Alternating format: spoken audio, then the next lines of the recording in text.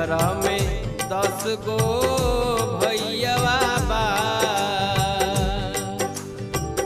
नैहरा में 10 गो भैयावा हो,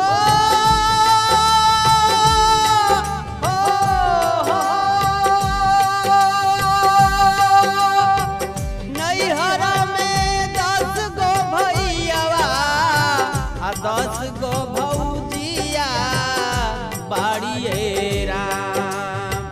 नैहरा में 10 गो भैयावा आ 10 गो भौजिया बाड़िए राम। तब हुना मनवा अजोर लागे, तब हुना मनवा अजोर लागे, एक ही सजना